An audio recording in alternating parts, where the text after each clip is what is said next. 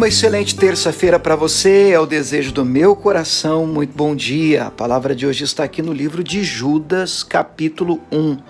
Verdade é que só tem um capítulo, né? E por favor, esse aqui não é o Judas que traiu Jesus, não, tá? Alguns até o têm como irmão de Cristo. Então, um livro antes de Apocalipse é Judas, é a carta de Judas.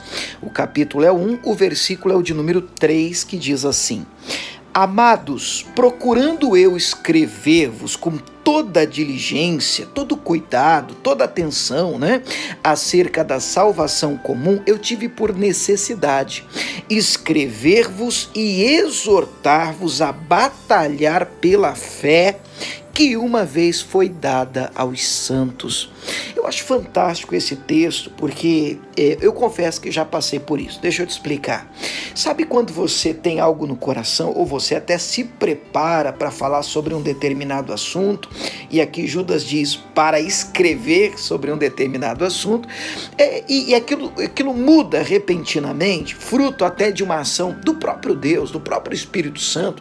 Aquele culto muda completamente, aquela mensagem toma outra direção, aquela conversa toma outro rumo, e quando isso é resultado de uma ação de Deus, do Espírito Santo na nossa vida, puxa, como isso é bem-vindo. Foi o que aconteceu com Judas, é o que ele relata.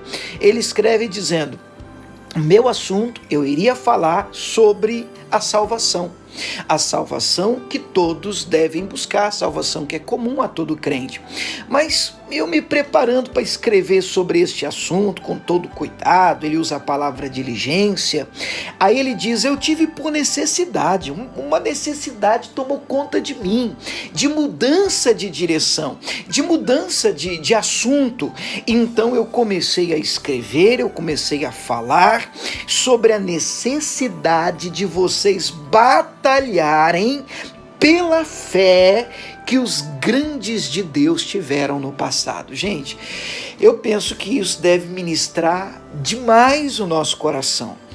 Ele está falando sobre uma necessidade que nós temos de ter, de travar uma guerra. E não é uma guerra qualquer, não é uma guerra comum, não é uma guerra por algo que não vale a pena. É uma guerra pela fé que os grandes homens de Deus, e por que não as grandes mulheres de Deus também, tiveram no passado.